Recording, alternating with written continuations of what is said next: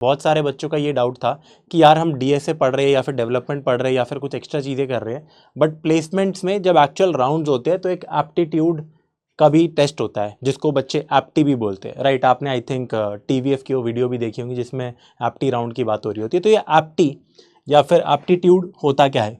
तो बहुत ही अगर बेसिक तरीके से मैं बात करूं तो एप्टीट्यूड टेस्ट आपका होता है एक बहुत ही बेसिक सा जनरल टेस्ट जिसके अंदर छोटे मोटे मैथमेटिकल एमसीक्यूज आते हैं, बहुत ही सिंपल से, और कभी कभी टफ आ सकते हैं, कुछ कुछ इंग्लिश के क्वेश्चन आ सकते हैं, बट बिल्कुल बेसिक रीजनिंग, मैथमेटिक्स, इंग्लिश, इन तीनों का एक कॉम्बिनेशन अगर मैं बोलूँ तो एक बेसिक एप्टीट्यूड टेस्ट होता है। अब एक बार ढंग से बात करते हैं एप्टीट्यूड टेस्ट के बारे में। इस वीडियो के अंदर मैं बात करने वाला हूँ किस किस तरीके के क्वेश्चंस उसके अंदर आते हैं, कौन सी रिसोर्सेज आप फॉलो कर सकते हो, कितना इसका वेटेज होता है एक्चुअली में, कि यार आपको इसमें कितनी मेहनत देनी चाहिए प्लेसमेंट पर्सपेक्टिव से। अगर मैं बोलूँ, अगर मान लो डीएसए में एक्स अमाउंट ऑफ मेहनत दे रहे हैं तो इसमें कितनी मेहनत देनी चाहिए और कितना ऑफकोर्स ये वेटेज रखता है, इन सारी चीज़ों के बारे में बात करने वाले हैं हम इस वीडियो के अंदर। तो स्टार्ट करते हैं। आज आपके लिए बहुत कुछ लिख के लाया हूँ यहाँ पे, एक एक चीज़ के बारे में यहाँ पे बात करने वाले हैं हम। फटाफट शुरू करते हैं आज की इस वीडियो को। सबसे पहली बात तो यार, जिसको आप में से नहीं पता, बहुत बच्चों को नहीं पता होगा, फर्स्ट सेकंड थर्ड ईयर में होंगे, आपकी प्लेसमेंट यूजुअली थर्ड ईयर खत्म होने के बाद जब आती है तो यार कुछ बेसिक प्लेसमेंट रोड मैप है एक। मतलब इस रोड मैप में मैं ये नहीं बताने वाला कि 20 दिन में आपको क्या करना है, पॉइंट ये है कि होता क्या क्या है एक बेसिक प्लेसमेंट के अंदर। देखो, सबसे पहले आपकी ना जीपीए शॉर्टलिस्टिंग होती है, मतलब आपकी परसेंटेज कितनी आई है कॉलेज में। अगर कोई बच्चा पर्टिकुलर एलिजिबिलिटी क्राइटेरिया को पास करता है, कुछ एक्स अमाउंट ऑफ बच्चे, वो सारे जाते हैं फिर अगले टेस्ट के लिए। अब जो फिर होता है हमारा ऑनलाइन टेस्ट। अब यहाँ पे जो ये ऑनलाइन टेस्ट है ना आपका, यार इसके ऊपर ध्यान रखना आप। Online test is very important in the terms of, अगर मैं बात करूँ जो एप्टीट्यूड टेस्ट है, राइट। ऑनलाइन टेस्ट सिर्फ एक नहीं होता, दो भी हो सकते हैं, या अगर एक ऑनलाइन टेस्ट है तो उसके मल्टीपल पार्ट्स हो सकते हैं, ठीक है। फिर होता है हमारा यार इंटरव्यू। इंटरव्यू के अंदर ऑफ कोर्स टेक्निकल इंटरव्यू होगा, तो यूजुअली आपसे यार कंप्यूटर साइंस फंडामेंटल्स पूछ लेते हैं और उसके बाद और भी चीज़ें पूछ सकते हैं अगर मैं टेक की बात करूं। और अगर आपका नॉन टेक का इंटरव्यू है, ये वीडियो नॉन टेक वालों के लिए भी है बाय द वे, तो उसके अंदर भी यार आपसे आपकी केस स्टडीज पूछ सकते हैं, बहुत सारी चीज़ें पूछ सकते हैं, पजल्स भी पूछते हैं। तो पजल्स को भी मैं काइंड ऑफ एप्टीट्यूड के अंडर ही रख रहा हूँ इस वीडियो के अंदर। तो इसके अंदर भी पूछ सकते हैं, इसके अंदर भी ऑफकोर्स उसका लेना देना नहीं है एप्टीट्यूड के साथ। ऑनलाइन टेस्ट की फटाफट बात करते हैं कि प्रोसेस आपका होता क्या है ऑनलाइन टेस्ट के अंदर। देखो, ऑनलाइन टेस्ट में आपके या तो राउंड्स है या एक ही ऑनलाइन टेस्ट में मल्टीपल उसके पार्ट्स है, जैसे कि ये वाला भाग, इसके अंदर ये सब है, फिर सेकंड पार्ट में ये सब है, राइट। पार्ट 3 में डीएसए के क्वेश्चंस है। तो यूजुअली क्या होता है यार, कुछ हमारी, अगर मान लो मैं टेक की प्लेसमेंट्स की बात करूं तो कोडिंग क्वेश्चंस होती है, प्रॉपर कोडिंग क्वेश्चंस जिसको मैं बोल रहा हूँ, नॉट एमसीक्यूज। डीएसए की प्रॉब्लम जिनको यार आप वहाँ पे पूरा फंक्शन आपको दे रखा होगा, आपको सॉल्व करनी होगी, राइट। ये ऐसी 2 या 3 प्रॉब्लम्स आपकी हो सकती है।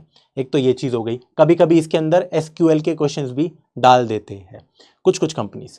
फिर यार आपके होते हैं एमसीक्यूज, हो सकते हैं depending on the company of course, OS के, डीबीएमएस के, सीएन के और कंप्यूटर नेटवर्किंग और एप्टीट्यूड के कुछ क्वेश्चंस आते हैं। इसकी भी सेग्रीगेशन अभी मैं आपको 2 मिनट में बताने वाला हूं बस, राइट। तो एप्टीट्यूड के कुछ क्वेश्चंस आ सकते हैं। अब ये देखो, सारी कंपनीज अपने ऑनलाइन राउंड के अंदर, ऑनलाइन टेस्ट के अंदर, जरूरी नहीं है कि एप्टीट्यूड पूछे, बट यस, पजल्स की अगर मैं बात करूं तो इंटरव्यू में ऑलमोस्ट बहुत सारी कंपनीज वो पूछती है। तो पढ़ने में तो कुछ नहीं जा रहा है, ये एक इंपॉर्टेंट रोल प्ले करता है। तो आप देख सकते हो ऑनलाइन टेस्ट में आपको यहाँ से लग रहा होगा कि यार ये 1/3 है, ज़रूरी नहीं है, कंपनी टू कंपनी वेरी कर सकता है, इसकी वेटेज कभी कभी 1/10 भी हो सकती है। तो ऑब्वियसली हमें इसको उतना ही टाइम देके पढ़ना है जितना ये डिजर्व करता है। कितना टाइम देना है अभी बताऊंगा वीडियो के एंड में। तो बात करते हैं यार, ये चीज़ तो हमने देख ली, कुछ ऐसी होती है। और एक और चीज़, ये तो फॉर टेक के लिए हो गया जैसे, ठीक है, लेकिन इसमें जो एप्टीट्यूड वाली चीज़ है ना यार, अगर मैं स्पेसिफिकली बात करूं यार नॉन टेक प्रोफाइल की, अगर मैं बात करूं यार नॉन टेक आपके सामने प्रोफाइल, तो नॉन टेक की प्रोफाइल्स हमारी होती कौन सी है। कंसल्टेंट के लिए आपको यार हायर कर सकते हैं, जैसे बेन जैसी कंपनीज हो गई, मैकेंसी हो गई, ये सब, राइट। और यार आपको बिजनेस एनालिस्ट या फिर एनालिस्ट के काफ़ी सारे रोल्स होते हैं, तो नॉन टेक में ये सब रोल्स होते हैं, एसोसिएट प्रोडक्ट मैनेजर, व्हाटएवर, बहुत सारे रोल्स है। तो इन सारे ही, इनके जब ऑनलाइन टेस्ट होते हैं ना, आपके नॉन टेक प्रोफाइल जब भी आती है, तो ये एप्टीट्यूड बहुत ज़्यादा इंपॉर्टेंट होता है, राइट। तो इनके लिए aptitude is very very important. तो ये चीज़ आपको यहाँ पे ध्यान रखनी पड़ेगी यार, क्या नॉन टेक प्रोफाइल के लिए एप्टीट्यूड राउंड बहुत इंपॉर्टेंट है, क्योंकि इसमें नंबर ऑफ एप्टीट्यूड के क्वेश्चंस काफ़ी ज़्यादा पूछे जाते हैं, टाइम आपके पास कम होता है। तो पूरा गेम जो हमारा यहाँ पे है वो नॉलेज का नहीं है, यहाँ पे आपकी speed is greater than knowledge, right, for aptitude purposes this is very very important, right. तो ये आपको समझ आ गया है कि अगर आप नॉन टेक की प्रिपरेशन कर रहे हो तो एप्टीट्यूड बहुत इंपॉर्टेंट है, टेक की कर रहे हो तो थोड़ा सा इंपॉर्टेंट है, बहुत ज़्यादा भी नहीं। बट अगर आप टेक की प्रोफाइल में वैसे ही हो, अगर आप डीएसए निपटा रहे हो तो यार ये सब ईजी लगेगा आपको यूजुअली, राइट। मोस्टली आप अगर अच्छा एक जेई वेई टाइप का एग्जाम दे के ही कॉलेज में आए हो तो उससे तो काफ़ी ईजी चीज़ें होती है, राइट। तो ये रहा, यहाँ से नेक्स्ट स्लाइड करते हैं। तो अब देखते हैं कि यार एप्टीट्यूड के जो क्वेश्चन है ये तो हमने देख लिया कि क्या इसका वेटेज टाइप सी चीज़ है। तो मैंने बताया कि नॉन टेक में वेटेज बहुत ज़्यादा है, टेक के अंदर वेटेज इसका काफ़ी कम रहता है, बट पूछ सकते हैं ये वाले क्वेश्चंस भी डेफिनेटली। और एक और चीज़, अगर मैं टेक की बात करूं कि ऑनलाइन टेस्ट राउंड आया जिसमें सारी चीज़ें पूछी जा रही है, याद रखना सबसे ज़्यादा वेटेज हमारा इसी का होता है, डीएसए प्रॉब्लम्स का। फिर इन दोनों का सेम हो सकता है, इसका ज़्यादा भी हो सकता है, इनफैक्ट इससे डीबीएमएस और इन सब का, कंप्यूटर साइंस फंडामेंटल्स कहते हैं इन तीनों को, इनका ज़्यादा भी हो सकता है एप्टीट्यूड से। तो ये क्वेश्चन बेसिकली बस यार आइसिंग ऑन द केक वाली बात है कि आपने अगर ये सब निपटा लिए फिर इनको आप स्टार्ट कर सकते हो, या फिर अगर ये बहुत ईजी लग रहा है फटाफट इनको कर लो, बट मेन एम्फेसिस इस पे जाता है। जबकि नॉन टेक के लिए तो मोस्टली एक राउंड होता है पूरा इसका, तो आपको पूरा करना ही पड़ता है। अब बात करते हैं एप्टीट्यूड क्वेश्चंस के अंदर क्या क्या चीज़ें एक्चुअली में आती है, किसको मैं एप्टीट्यूड अभी के लिए कंसिडर कर रहा हूँ और किसको इंडस्ट्री एप्टीट्यूड कंसिडर करती है, राइट। तो ये काफ़ी रिसर्च करके मैंने चीज़ देखी है कि यार एप्टीट्यूड क्वेश्चंस बेसिकली 3 टाइप्स में बंटते हैं, जैसे कि मैंने आपको बोला भी था। ओवरऑल अगर मैं बोलूँ मैथ्स, इंग्लिश और बेसिक मेंटल एबिलिटी, जिसको मैं रीजनिंग कह सकता हूँ। तो यहाँ पे आप देख सकते हो quantitative aptitude topics, basically mathematics. अब ये कौन सा मैथ है? बेसिक मैथ है। अब यार देखो, बेसिक का मतलब सिर्फ ये नहीं है कि आपको प्लस माइनस मल्टीप्लाई डिवाइड आता हो, परसेंटेजेस, ये सारी चीज़ें पता होनी चाहिए। टाइम एंड डिस्टेंस कैसे वर्क कर रहा है, टाइम एंड वर्क वाला जो टॉपिक है, रेशियो प्रोपोर्शन, ट्रिग्नोमेट्री थोड़ी बहुत कैसे लग रही है, हाइट डिस्टेंसेस, मेंसुरेशन, ये सारे टॉपिक से अभी बात करूंगा इसके बारे में, ये सब आते हैं इसमें। सेकंड होता है इसमें लॉजिकल रीजनिंग। लॉजिकल रीजनिंग को आप ऐसे मैथमेटिक्स में डायरेक्टली नहीं डाल सकते, लेकिन यूजुअली अगर आपकी मैथमेटिक्स अच्छी है तो लॉजिकल रीजनिंग भी अच्छा हो जाता है। इसमें यूजुअल रीजनिंग टाइप के क्वेश्चंस आपको पूछे जाएंगे। तीसरा वर्बल एबिलिटी टॉपिक्स, बेसिकली आपकी हो गई इंग्लिश, तो भाई सेंटेंस फॉर्मेशन यार, ये सारी चीज़ें हो गई, जंबल सेंटेंसेज, ये सब पूछे जा सकते हैं आपसे। Find the error in this particular sentence, comprehension दे दिया जाएगा, उस बेसिस पे आपको सीक्वेंसिंग ऑफ सेंटेंसेस करनी होगी, वो एक अच्छा क्वेश्चन बन सकता है। तो ये सारी चीज़ें होती है। और लास्टली पजल्स। अब ज़रूरी नहीं है कि पजल्स को सारे लोग एप्टीट्यूड में कंसिडर करें, बट ये भी एक एक्स्ट्रा वाली ही चीज़ है, बेसिकली रीजनिंग टाइप की। तो पजल्स यार इंटरव्यू में पूछी जाती है, मुझसे भी पूछी गई थी।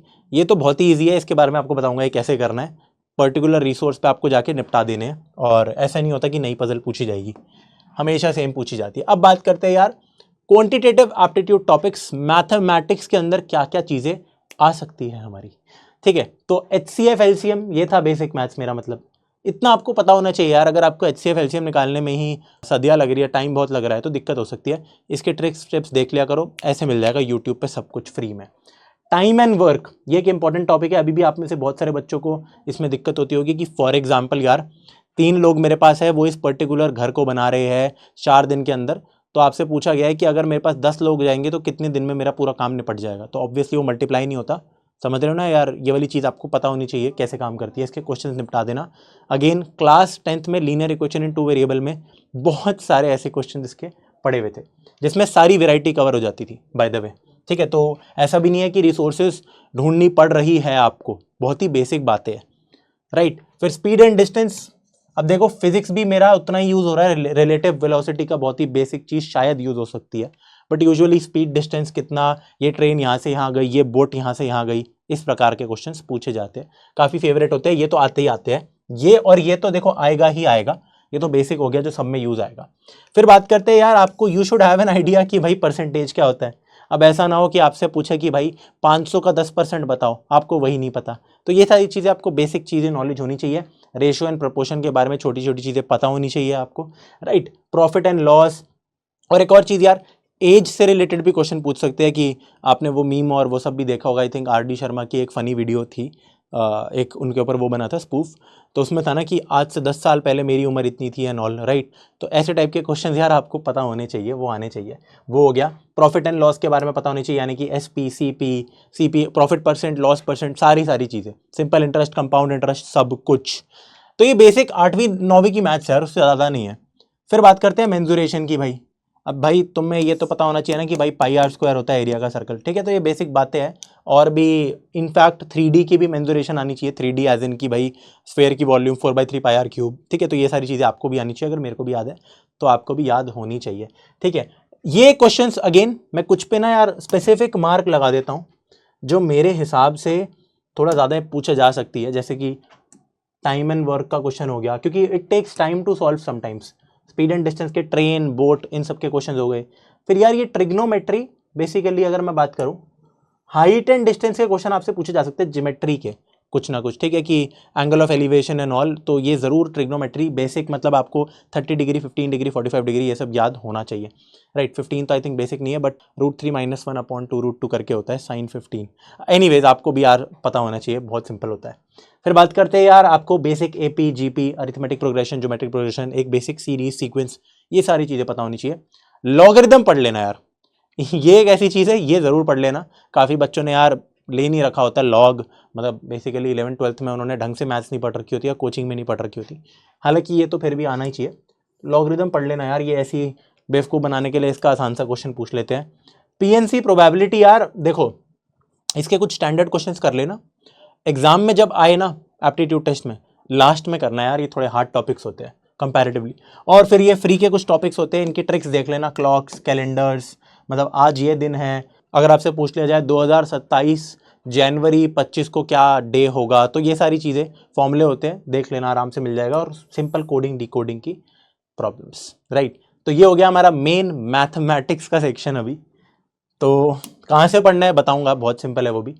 लॉजिकल रीजनिंग की बात करते हैं, यहाँ पे भी kind of maths he involve रहता है। सीरीज हो गई जो मैंने बात की थी मैथ्स में, तो यहाँ पे भी आ गया, देखो नंबर सीरीज।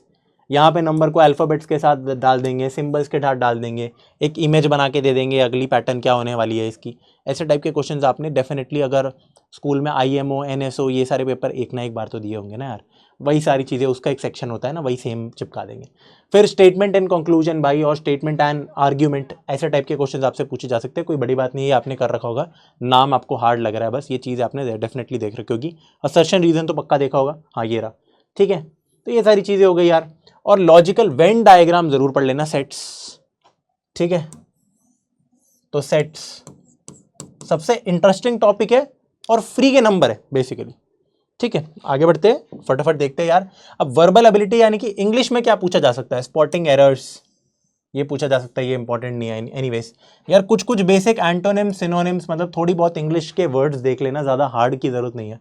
स्पेलिंग्स, राइट, ये सब पूछा जाता है। अब मेन मैं आपको बताता हूँ, सेंटेंस फॉर्मेशन करेक्शन, ठीक है। ये ordering of words and sentences, ये आपसे जरूर पूछा जा सकता है। 5 सेंटेंस दे दिए जाएंगे आपके हिसाब से, सेंटेंस नंबर ABCD, कौन सा पहले आएगा कौन सा बाद में आएगा, वो ऑर्डर लिखना, वो सीक्वेंस लिखना, अच्छा क्वेश्चन बनता है, राइट। कॉम्प्रिहेंशन के बेस पे क्वेश्चन पूछ सकते हैं, तो फ्री की चीज़ें होती है। कुछ इडियम्स एंड फ्रेजेज है, अगेन यार इसमें भी स्टैंडर्ड चीज़ें पढ़ के जाओगे तो बेटर है, वरना ये सब सारी चीज़ तो पढ़ नहीं सकते, ठीक है। सिर्फ एप्टीट्यूड के लिए ये सब तो करेंगे नहीं इतना। और ऑफकोर्स लास्ट में आर्टिकल्स, प्रेपोजिशन, एडजेक्टिव्स, बेसिक चीज़ें। तो इंग्लिश की अगर मैं बात करूं, बच्चे इसमें घबरा रहे होंगे कि यार देखो मेरी भी इंग्लिश बढ़िया नहीं थी, ना ही है, ठीक है। कुछ कुछ इंग्लिश स्पीकिंग मेरी हल्की सी इंप्रूव हो गई है, क्योंकि यहाँ पे एक चैनल बन गया था PW स्किल्स टेक, जिसके अंदर इंग्लिश में पढ़ाना पड़ता है, वरना मेरी भी इंग्लिश कुछ खास नहीं है। पर बेसिक इंग्लिश छोटी मोटी आपको आनी चाहिए, इतनी तो आप वेब सीरीज ही देख लेते हो, कुछ आइडिया हमें लग जाता है, राइट। और अब देखो टेक वाले बच्चों के लिए स्पेसिफिकली मैं बोलूँगा, अगर किसी चीज़ में आप अनकंफर्टेबल हो तो उस पर ज़्यादा आपको ध्यान नहीं लगाना। जैसे कि मैंने बताया, एप्टीट्यूड इतना ज़्यादा इंपॉर्टेंट नहीं है कि कोई आपकी प्लेसमेंट ही हिला के रख देगा, ठीक है। एक बोनस दे सकता है आपको डेफिनेटली, बट अगर इस पे आपको लग रहा है कि आप ज़्यादा टाइम दे रहे हो और चीज़ें रिजल्ट्स नहीं मिल रहे, लीव दैट पर्टिकुलर टॉपिक। जैसे ये एक बार के लिए छोड़ सकते हो आप इंग्लिश वाले पार्ट को, ठीक है। ये नहीं है कि छोड़ देना है, लेकिन अगर नहीं हो पा रहा कोई बात नहीं। अब बात करते हैं पजल्स की। यार ये एक ऐसी चीज़ है जो पता नहीं मेरे को पता कैसे नहीं था, मेरा पहले इंटरव्यू में पूछा था, मेरे को पता ही नहीं था ये सारी चीज़ें भी पूछते हैं।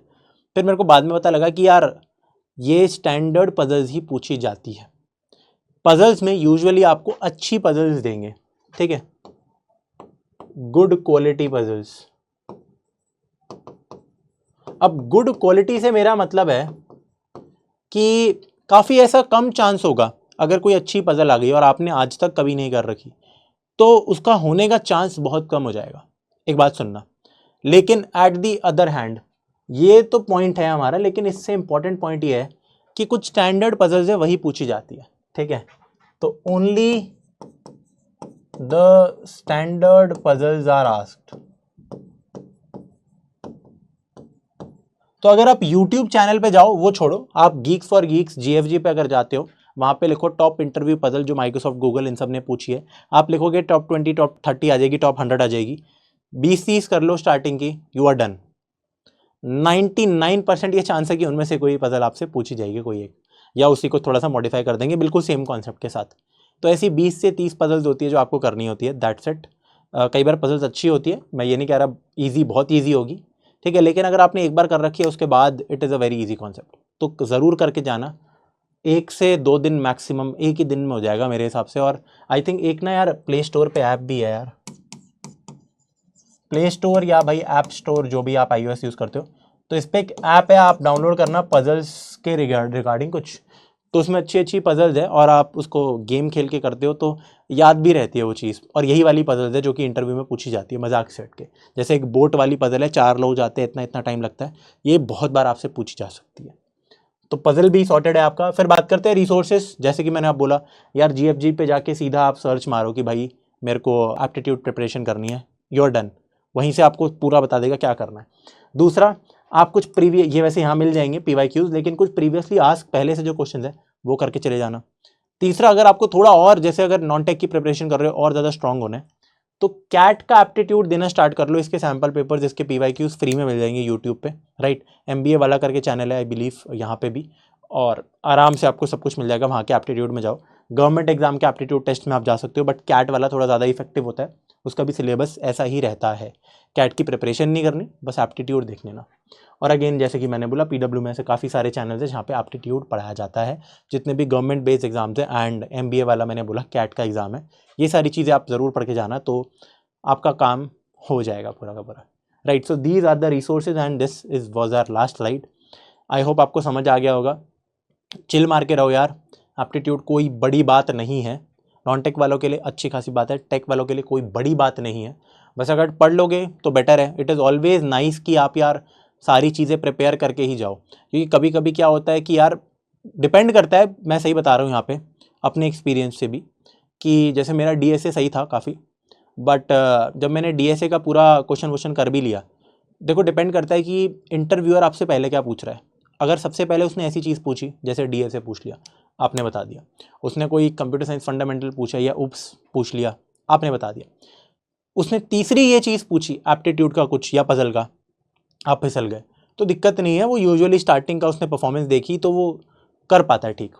लेकिन अगर आपसे पहला ही क्वेश्चन कोई ऐसी चीज़ पूछ ली एप्टीट्यूड टाइप की इंटरव्यू में, ठीक है, कोडिंग राउंड में तो निकल जाता है, इतनी टेंशन लेने की बात नहीं है, लेकिन इंटरव्यू में पूछ लिया और तब आप फिसल गए, तो होता क्या है कि थोड़ा स्टार्टिंग में ही अगर आप इंटरव्यूअर के दिमाग में डाल दोगे कि यार मेरे से नहीं हो पा रहा ये, तो एक नेगेटिव वो चले जाती है और आपका उस समय कॉन्फिडेंस भी कम हो जाता है। तो चांसेस हो जाते हैं कि यार अगले वाले भी क्वेश्चंस मैं नहीं कर पाऊंगा अगर आते हो तो भी। तो it is always nice to be doubly prepared for every single exam, right. आपसे मिलते हैं किसी अगली वीडियो में। कमेंट्स में ज़रूर बताना कि आपको और किसी चीज़ पे अगर वीडियो चाहिए तो। बाय।